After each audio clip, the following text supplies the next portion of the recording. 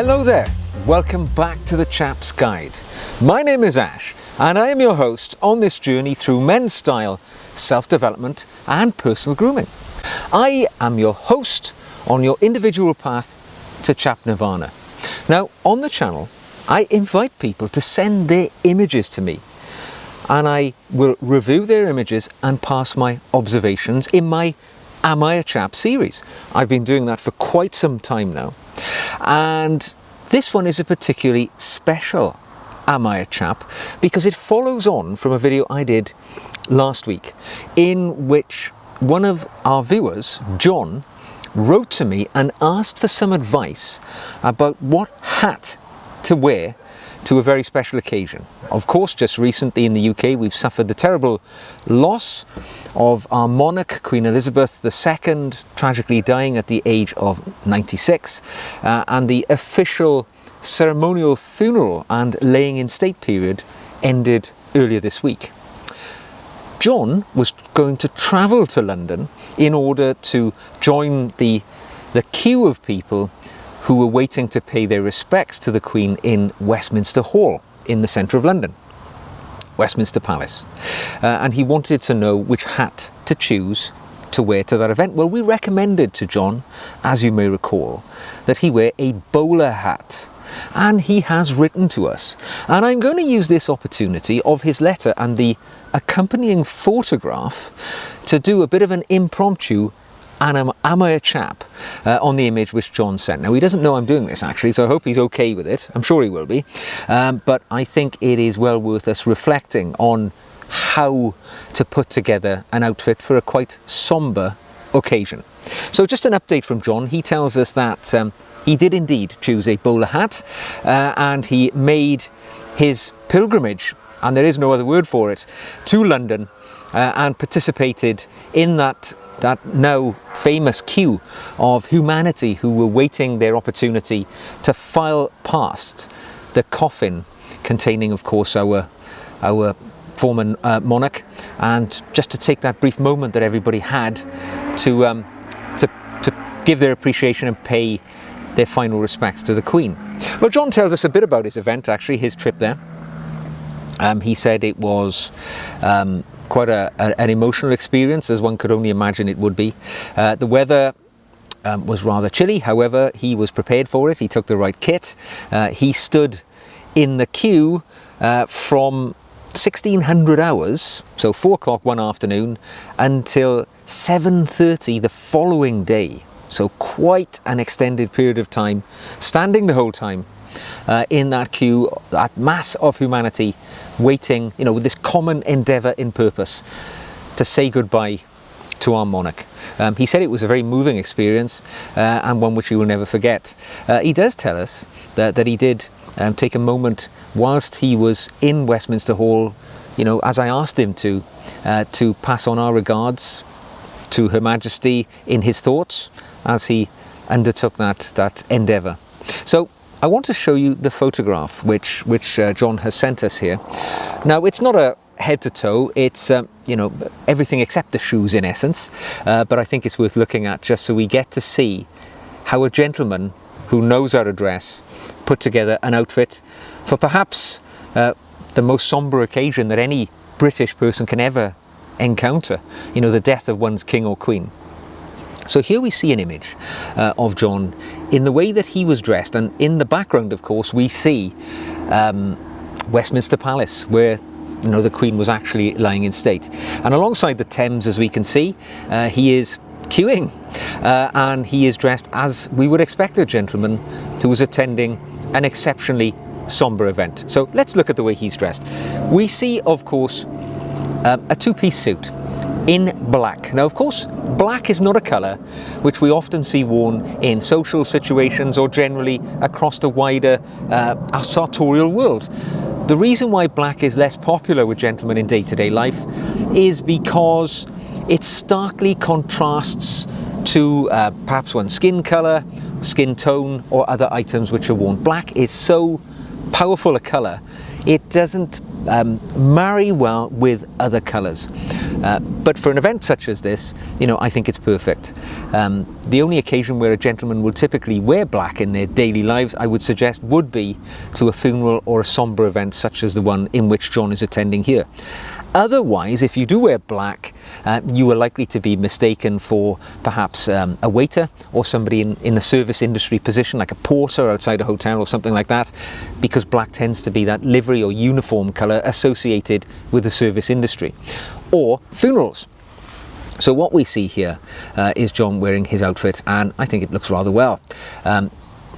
You know, it looks like a 3-buttoned, notch lapel, black suit. It looks beautifully put together. I think I recall John saying it was bespoke, and it certainly looks to be a perfect fit. When we look at the length of the sleeve, it finishes just exactly where we would expect, allowing 1/4 to 1/2 an inch of the cuff of one's shirt exposed. We can see it's a double cuff shirt. Can't quite see the cuff link, but you know, it's the perfect amount of cuff visible from the length of sleeve. When we look at the details, and the details is what everything's about in an outfit like this, we see that John is of course wearing a pocket square, but in keeping with the somberness of this situation, even though it's virtually invisible because it's the same colour as this suit, he's wearing a black pocket square with in a puff pattern, or a chaos fold as I like to call it. And yes, you know, even though it's virtually invisible to the eye, it's present. It shows the wearer has gone to that level of detail. Now, also appropriate in black, I would suggest, would be a white pocket square in a presidential straight fold. That would have also been acceptable, but I think the black square on the black background is equally as impactful in this situation.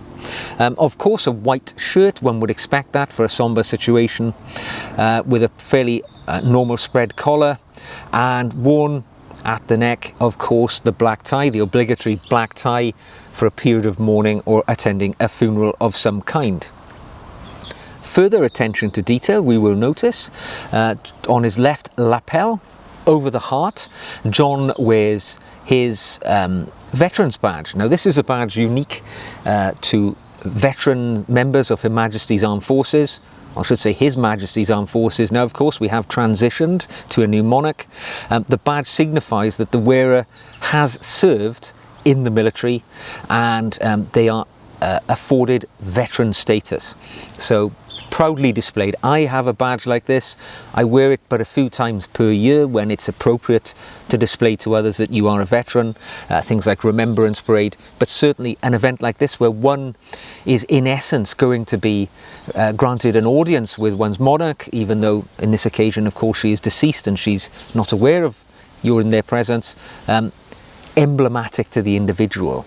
This is the embodiment of their service. It's all that a veteran has to display their service, and in this case John is wearing it proudly, and as I would have to if I were in his place. Worn on the tie, a lovely little touch actually. He sent me a close-up image of what he has there, and I remember him saying this was, I believe, something of an heirloom passed down the family, and it is a tie pin, but it's an interesting tie pin with lots of detail here. What we see, of course, at the top is the crown, the Queen's crown, and over the sceptre, so another, you know, symbol of monarchy, and hung from it, it appears to be hung from it anyway, is the royal standard. So, you know, indicating that this is something of an association with royalty. And as this occasion, as we've said, involves you know, an audience with royalty, in effect, I think this was such an appropriate item to wear, and just right for the occasion. So, perfect choice, John.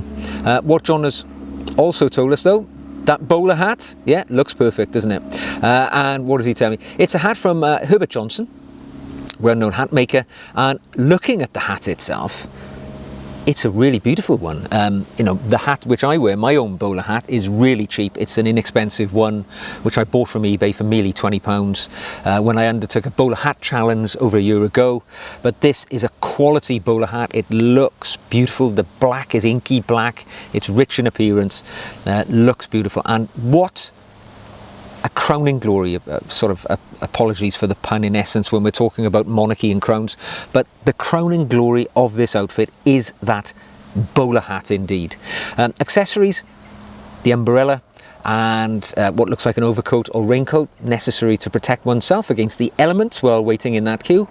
But what an absolutely wonderful rendition of a sombre gentleman's outfit, as if one was attending a funeral or any other event, and absolutely appropriate for the situation. John, you did us proud, us members here of the Chap's Guide community, as our representative in this very auspicious, albeit very sad situation. You were our ambassador in that queue, and thank you so much for undertaking that on our behalf. Now, John's attention to detail really was so profound that it drew the attention of others. He told me that he was approached by a number of journalists who were obviously working the queue as part of the news stories that were ongoing. He was asked to undertake some interviews, had some photographs taken as well. He also, and this is the power of dressing well, and I would suggest it's the bowler hat which made the difference.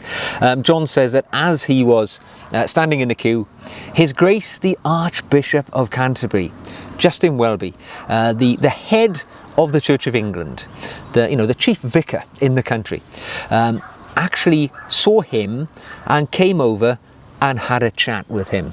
And I dare say that would not have happened had he not been dressed in this fashion. It really shows the power of sartorial elegance, that by dressing so well, an event which was special anyway has now been rendered unforgettable in this gentleman's mind.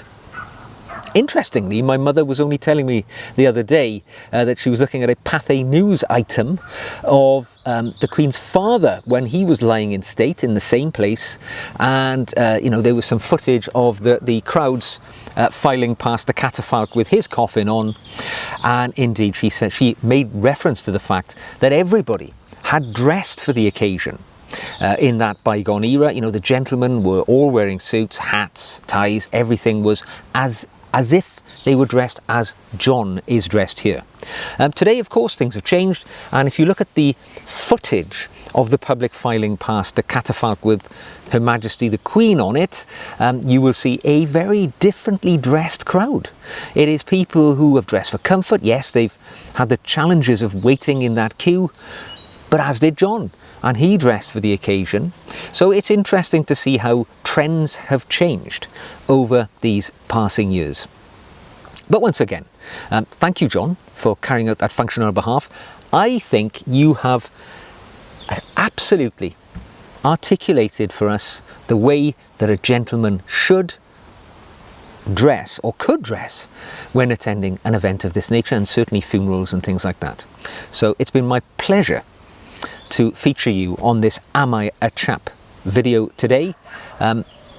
I'm utterly speechless when it comes to saying, are you a chap? Of course you are.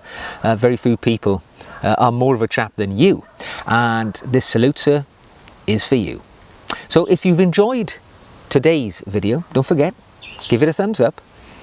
Click the red button if you'd like to see more. Don't forget, you can send an image in to the Am I a Chap series. You can send an image into my email address, which you will find in the About section on the main YouTube page. Don't forget, nice big picture, head to toe, as good a definition as you possibly can, and I will hope to feature you in a future Am I a Chap video.